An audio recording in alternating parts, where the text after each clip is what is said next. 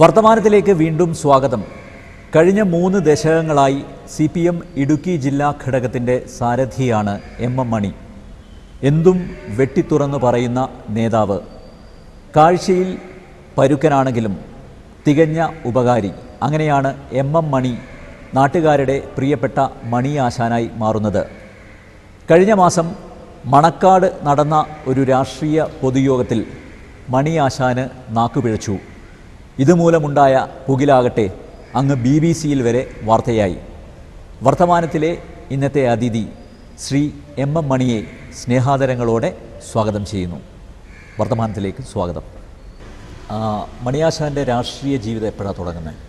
എനിക്കിപ്പോൾ 68 വയസ്സായി. ഞാൻ ജനിച്ചത് കിടങ്ങൂരാണ്, കോട്ടയം ജില്ലയിലെ കിടങ്ങൂർ അമ്പലത്തിൻ്റെ തെക്കുവശത്ത്. എൻ്റെ കുടുംബം മുണ്ടയ്ക്കൽ എന്ന് പറയുന്ന വീടാണ്. എൻ്റെ അച്ഛൻ്റെ പേര് മാധവൻ, അമ്മയുടെ പേര് ജാനകി. എനിക്കൊരു 3 വയസ്സായപ്പം മുതലുള്ള കാര്യമെല്ലാം ഇപ്പം ഓർമ്മയുണ്ട്. 10 വയസ്സുള്ളപ്പം അവിടുന്ന് ഇങ്ങോട്ട് കുടിയേറിയതാണ്.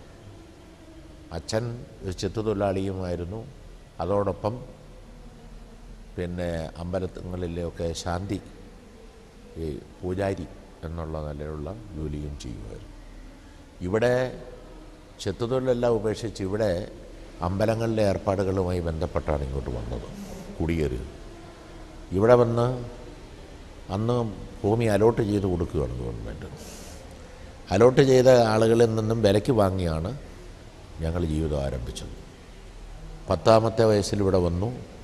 ഇപ്പോൾ 68 വയസ്സുണ്ട്. ഞാൻ ചെയ്യാത്ത ജോലികളില്ല ജീവിതത്തിൽ. ഞാൻ ഏതെങ്കിലും യൂണിവേഴ്സിറ്റി PhD ചെയ്യുകയോ ഡിഗ്രി എടുക്കുകയൊന്നും ചെയ്തിട്ടില്ല. കേരള യൂണിവേഴ്സിറ്റിയിലോ അല്ലെ ജവഹർലാൽ നെഹ്റു യൂണിവേഴ്സിറ്റിയിലോ ഒന്നുമില്ല. 5ാം ക്ലാസ് പാസ്സായതേ ഉള്ളൂ, പ്രൈമറി വിദ്യാഭ്യാസമുള്ളൂ. ഞാൻ ചെയ്യാത്ത ജോലികളില്ല. ചുമട്, മരത്തേക്കയറ്റം, കൃഷിപ്പണി, കൃഷിയുടെ എല്ലാ കൃഷിപ്പണിയും ഞാൻ സ്വന്തമായി ഞങ്ങൾ ചെയ്യുമായിരുന്നു. 7 ഏക്കർ സ്ഥലം ഉണ്ടായിരുന്നു ഞങ്ങൾക്ക്, അത് ചെയ്യുമായിരുന്നു. ഞാൻ ജോലി ചെയ്യാത്ത തോട്ടങ്ങൾ, ഏലത്തോട്ടങ്ങൾ ഞാൻ താമസിക്കുന്ന പ്രദേശത്ത് ഇല്ല. അതാണ്. 1 രൂപ കൂലിക്ക് മുതൽ കൂലി വേലയ്ക്ക് പോയിട്ടുണ്ട്. 1 രൂപ, 1,500 രൂപ, പിന്നെ 1 രൂപ 11 മിനിമം വേജ്. ഇന്നലെ കൃഷിപ്പണിയും കർഷക തൊഴിലാളികൾ ചെയ്യുന്ന ജോലിയും ചെയ്തിട്ടുണ്ട്. അങ്ങനെ എല്ലാവിധ ജോലിയും ചെയ്തിട്ടുണ്ട്. ഞാൻ കമ്മ്യൂണിസ്റ്റ് പാർട്ടിയായി ബന്ധപ്പെടുന്നത് ഇവിടുത്തെ മലയോര പ്രദേശത്തെ കൃഷിക്കാരുടെ പ്രശ്നവുമായി ബന്ധപ്പെട്ട് തന്നെയാണ്. അന്ന് കോൺഗ്രസ് ഗവൺമെൻറ്റുകൾ ഇന്നത്തെ ഇടുക്കി ജില്ലയിലെ മലയോര പ്രദേശത്തെ കൃഷിക്കാരെ കുടിയൊഴിപ്പിക്കാൻ എല്ലാ ഘട്ടത്തിലും ശ്രമിച്ചിട്ടുണ്ട്. ഇവിടെ സ്ഥിരാവകാശം നൽകാതിരിക്കുക, പീഡനം, റവന്യൂ ഉദ്യോഗസ്ഥന്മാരുടെയും ഫോറസ്റ്റ് ഉദ്യോഗസ്ഥന്മാരുടെയും പീഡനം. അതിനെതിരെ ഇന്ത്യൻ കമ്മ്യൂണിസ്റ്റ് പാർട്ടിയും കർഷക പ്രസ്ഥാനവും പൊരുതിയിട്ടുണ്ട്, പോരാട്ടം നടത്തിയിട്ടുണ്ട്. ആ പോരാട്ടങ്ങളിലെല്ലാം ഞാൻ ഒരു അനുഭാവി ചെറുപ്പക്കാരൻ പയ്യൻ എന്ന നിലയിൽ പങ്കാളികളായിട്ടുണ്ട്. പ്രകടനം, മീറ്റിംഗ്, സമരം. 1961 ഞാൻ അറസ്റ്റ് ഭരിച്ചിട്ടുണ്ട്, കർഷക സമരത്തിൽ പങ്കെടുത്തു. അതിനുശേഷമാണ് AKGയുടെ അമരാവതി നിരാഹാര സത്യാഗ്രഹം വന്നതും, അയ്യപ്പൻകോൽ കുടിയൊഴിപ്പിക്കൽ, അതേ തുടർന്ന് ചുള്ളിക്കീരിത്തോട് കുടിയൊഴിപ്പിക്കൽ, AKGയുടെ അവിടുത്തെ സമരം.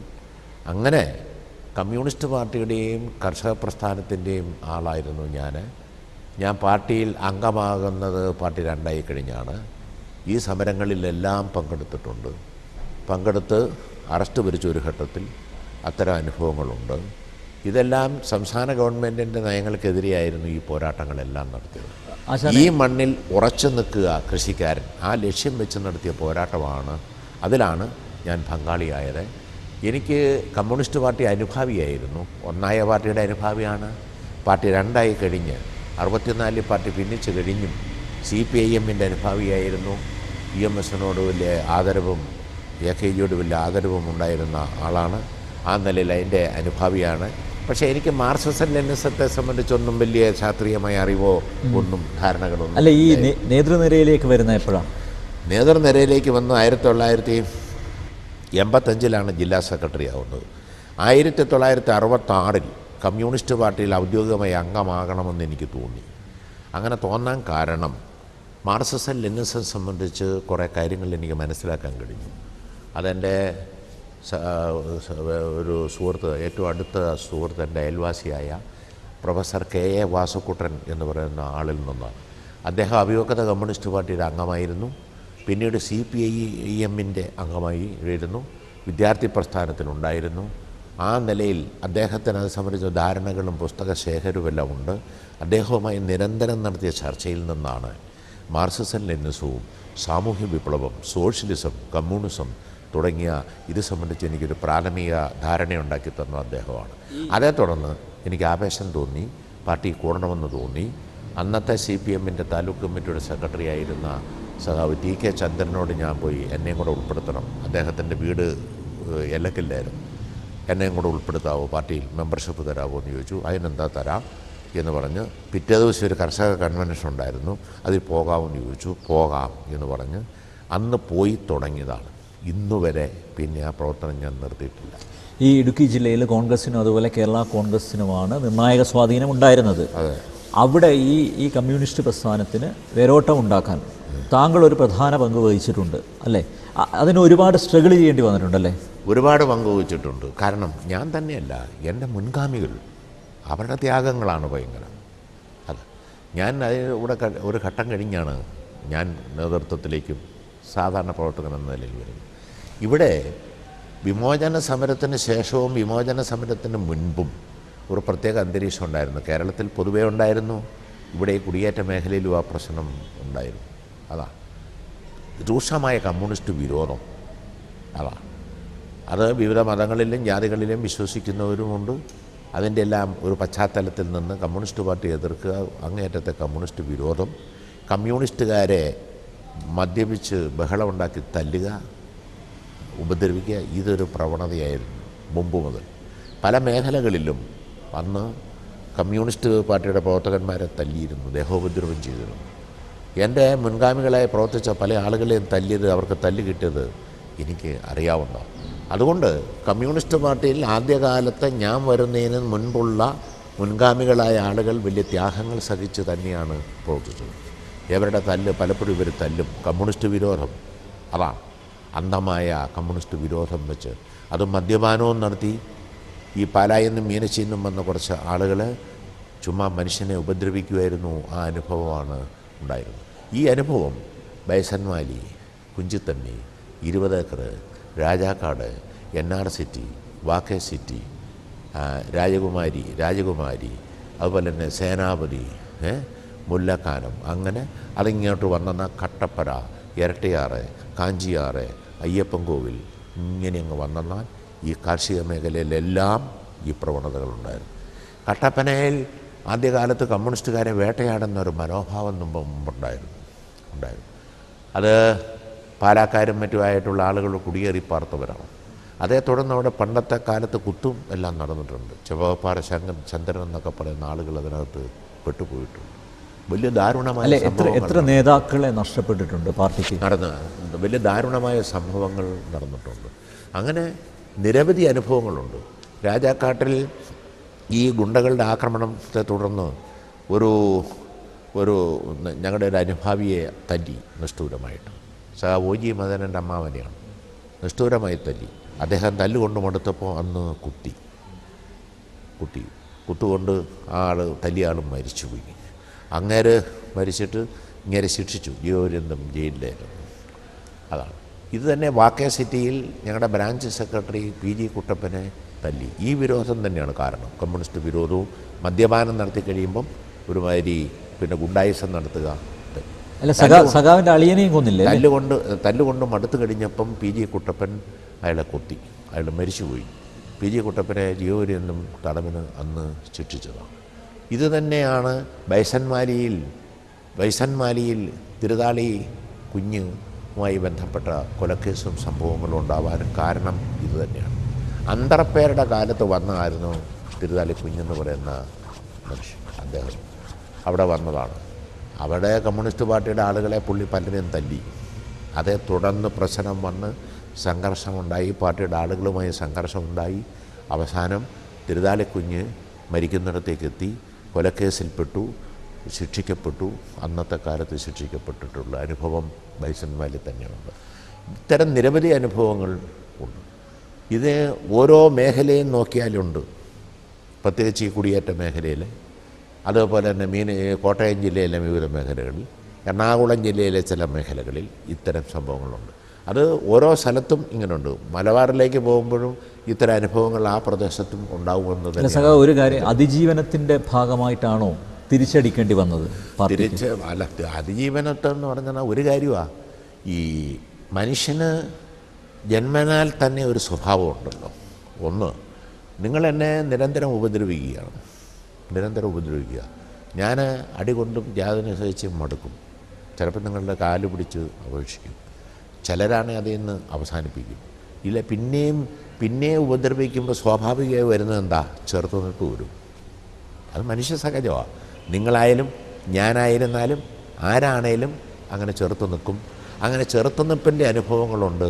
ആ ചെറുത്തുനിൽപ്പിൻ്റെ ഭാഗമായുള്ള സംഘർഷങ്ങളുണ്ടായിട്ടുണ്ട്. അത്തരം കാര്യങ്ങളെല്ലാം ഉണ്ടായിട്ടുണ്ട്.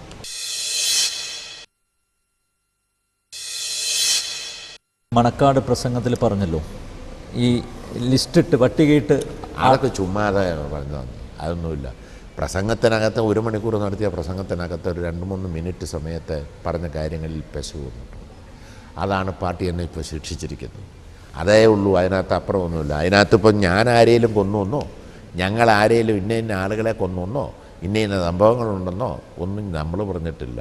അതൊക്കെ പിന്നെ ഇങ്ങനെ പറഞ്ഞു, അവിടെ ലിസ്റ്റിട്ട് അത് മാത്രം എഡിറ്റ് ചെയ്ത് നിങ്ങളെപ്പോലുള്ള ചാനലുകൾ നിങ്ങൾ കാണിച്ചു. 1 മണിക്കൂർ സമയത്തെ പ്രസംഗത്തിൽ ഞങ്ങളെ എങ്ങനെ, എൻ്റെ പാർട്ടിയെ എങ്ങനെ തേജോവധം ചെയ്യാം, എങ്ങനെ ഞാനെന്ന് പറയുന്ന രാഷ്ട്രീയക്കാരനെ എങ്ങനെ തേജോവധം ചെയ്യാം, അതിനനുസരിച്ച് എഡിറ്റ് ചെയ്താണ് വാർത്ത ലോകവാർത്തയാക്കി മാറ്റി. ഈ മണക്കാട് എല്ലാ ചാനലുകളും ഉണ്ടായിരുന്നില്ല, ഒരു പ്രാദേശിക ചാനലും എങ്ങനെ പുറത്തു വന്നു? വലിയ ഗൂഢാലോചന ഉണ്ട് അതിൻ്റെ പിന്നിൽ. പാർട്ടിക്കാരുണ്ടോ ഇതിൻ്റെ പുറകിൽ? പാർട്ടിക്കകത്തൊന്നും ആരും ഉണ്ടാവില്ല. ഇല്ലില്ല. അതല്ലാതെ കോൺഗ്രസും BJP ഉണ്ടെന്നും മുമ്പ് ഞങ്ങളുടെ പാർട്ടിയിൽ ഉണ്ടായിരുന്നവരും പിന്നീട് പാർട്ടിപ്രവർത്തനമൊക്കെ നിർത്തി ഇപ്പോൾ രാഷ്ട്രീയമൊന്നും ഇല്ലാതെ പോകുന്ന ആളുകളുണ്ടെന്നും ഒക്കെ പറഞ്ഞുള്ള ന്യൂസുകളെല്ലാം വന്നിട്ടുണ്ട്. ഇല്ല, അങ്ങനെ മണിയാശാനോട് അങ്ങനെ വ്യക്തിവിരോധം ഉള്ളവരുണ്ടോ ഇവിടെ? എന്താണെന്ന് ആർക്കറിയാം. ഇപ്പോൾ ഓരോരുത്തരുടെ ഉള്ളിലിരിക്കുന്ന എന്താണെന്ന് ആർക്കറിയാം. കാണുമ്പം നന്നായി ചിരിച്ച് കാണിക്കും. പിന്നെ എന്താണ്, ഒന്നും പറയാൻ കഴിയില്ലല്ലോ. അതല്ലേ എന്നെ സംബന്ധിച്ചുണ്ടല്ലോ, നേരെ പോക്കേ ഉള്ളൂ. അതിപ്പോഴും അത്രേ ഉള്ളൂ, നാളെയും അത്രയേ ഉള്ളൂ. അല്ല, മനസ്സിൽ വെച്ച് വേറൊന്ന് പെരുമാറുക എന്ന രീതി എനിക്ക് ഒരിക്കലും ചിന്തിക്കാൻ പോലും കഴിയുന്ന കാര്യമല്ല. ഏതായാലും ആ പ്രസംഗത്തിനകത്ത് തെറ്റായ നിലയിൽ കാര്യങ്ങൾ വന്നു. രാഷ്ട്രീയ സാഹചര്യം പാർട്ടിക്ക് ദോഷകരമായി, ഈ രാഷ്ട്രീയ സാഹചര്യത്തിൽ അത് വന്നു, പാർട്ടിക്ക് ദോഷം വന്നു. പാർട്ടിയെ മോശപ്പെടുത്തുന്ന നിലയിൽ എൻ്റെ ആ പരാമർശനത്തിൽ ചില ഭാഗങ്ങൾ വന്നു. അത് ശരിയാണ്. അതാണ് കമ്മ്യൂണിസ്റ്റ് മാർക്സിസ്റ്റ് പാർട്ടിയുടെ കേരള സംസ്ഥാന കമ്മിറ്റിക്ക് വേണ്ടി സെക്രട്ടേറിയറ്റ് എന്നെ പാർട്ടി സെക്രട്ടറി സ്ഥാനത്ത് നിന്ന് ഒഴിവാക്കി നിർത്താൻ എടുത്തിരിക്കുന്ന തീരുമാനം അതിൻ്റെ അടിസ്ഥാനത്തിലാണ്. ഞാൻ ആ തീരുമാനം പൂർണ്ണമായി അംഗീകരിക്കുകയാണ്. എന്തുകൊണ്ടെന്നാൽ ഞാൻ എല്ലാ അർത്ഥത്തിലും പാർട്ടിയുടെ നയവും പരിപാടിയും അംഗീകരിച്ച് നടപ്പിലാക്കാൻ ബാധ്യസ്ഥനാണ്. പാർട്ടിയുടെ ചട്ടക്കൂട് മനസ്സിലാക്കണം.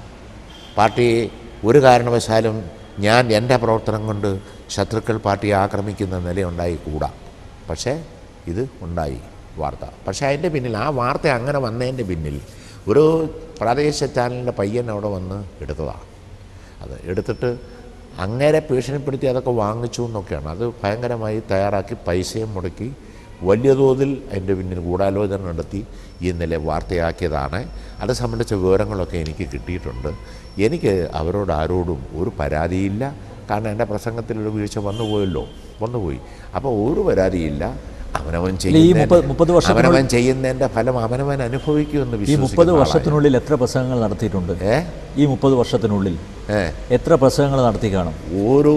അത് പോലും കണക്കുണ്ടോ? 30 വർഷമോ? അല്ല, ഇത് മണിയാശാന്റെ ശൈലിയല്ലേ ഇത്? ഞാൻ 46 വർഷമായി പ്രവർത്തിക്കുന്നു. ആ 46 വർഷത്തിനുള്ളിൽ 1968 മുതൽ 66 പാർട്ടിയായി മെമ്പറായി 68 മുതൽ പ്രസംഗം തുടങ്ങിയതാണ്. എല്ലാ ദിവസവും 4, 5, 6 പ്രസംഗം, ചിലപ്പോൾ 10, 15 പ്രസംഗം നടത്തിയ ദിവസങ്ങളുമുണ്ട്.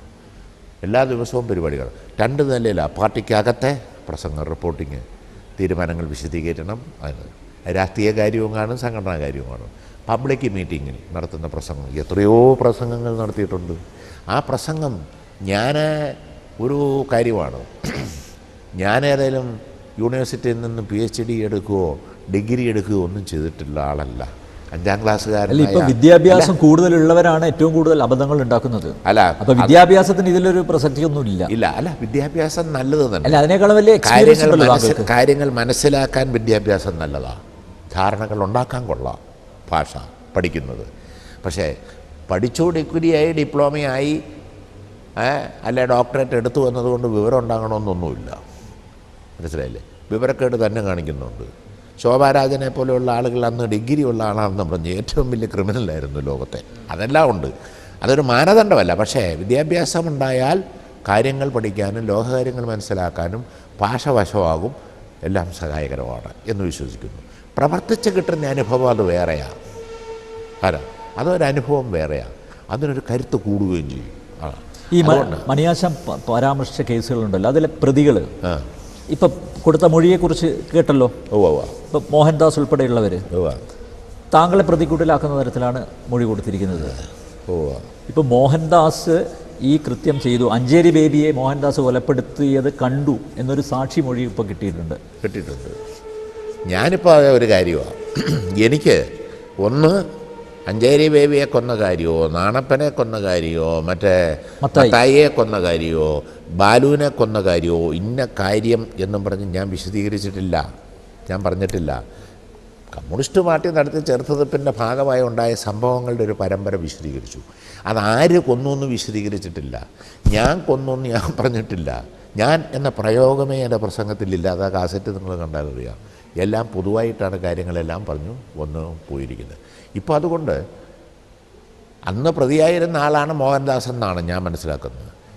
ഞങ്ങളെന്ന് ഞാൻ പറഞ്ഞത് തന്നെ അന്ന് ആ കേസിൽ പെട്ടുപോയ, ഉത്തരവാദിത്തം ഇല്ലാതിരുന്നിട്ടും കള്ളക്കേസിൽ കുരുക്കിയ സാഹചര്യമുണ്ട്. ഈ കേസെല്ലാം ഉണ്ടാകുന്ന കാലം ഒരു പ്രത്യേകത നിങ്ങൾ കണ്ടു. കോൺഗ്രസിൻ്റെയും UDFൻ്റെ ഗവൺമെൻറ്റാണ്. ഒന്നെങ്കിൽ കരുണാകരൻ മുഖ്യമന്ത്രി, അല്ലെങ്കിൽ AK ആൻ്റണി മുഖ്യമന്ത്രി, അല്ലെ ഉമ്മൻചാണ്ടി മുഖ്യമന്ത്രി. ഇതാണ്. ചില കാലത്ത് മാത്രം അച്യുതമേനോൻ മുഖ്യമന്ത്രി, CPI കോൺഗ്രസിൻ്റെ കൂടെ മുന്നണിയിലുള്ളപ്പം അച്യുതമേനോൻ മുഖ്യമന്ത്രി, പിന്നെ കരുണാകരൻ മുഖ്യമന്ത്രി, പിന്നെ ആൻ്റണി മുഖ്യമന്ത്രി, പിന്നെ PKV കുറച്ച് നാൾ മുഖ്യമന്ത്രിയായിരുന്നുള്ളൂ. ഈ കാലഘട്ടത്തിലാണ്, കോൺഗ്രസ് ഭരണമുള്ളപ്പോഴാണ്, അവർ ആഭ്യന്തര വകുപ്പ് കൈകാര്യം ചെയ്തിരുന്നപ്പോഴാണ് സംഭവങ്ങളെല്ലാം ഈ സംഭവങ്ങളെല്ലാം ഉണ്ടായിരിക്കുന്ന അന്നാണ്. അവരാണ് വിചാരണ ചെയ്തത്. ഞങ്ങളുടെ ആളുകളെ എല്ലാം ഉത്തരവാദിത്തമില്ലാത്ത, അതിലൊന്നും പെടാത്ത നിരപരാധികളെ പോലും പീഡിപ്പിക്കുകയും എല്ലാം ചെയ്തിട്ടുണ്ട്. അന്ന് വന്നതിനെ ഞങ്ങൾ നിയമപരമായി നേരിട്ടു, കമ്മ്യൂണിസ്റ്റ് പാർട്ടി പ്രവർത്തനത്തിൻ്റെ ഭാഗമായി. അങ്ങനെ വന്ന സഖാക്കളെ, അതിൽ പെട്ടുപോയ ആളുകളെ സ്വാഭാവികമായി നിയമപരമായ സഹായം അവർക്ക് ചെയ്യേണ്ടി ഞങ്ങൾക്ക് വന്നിട്ടുണ്ട്. അതൊക്കെ ഞങ്ങൾ ചെയ്തു എന്നുള്ള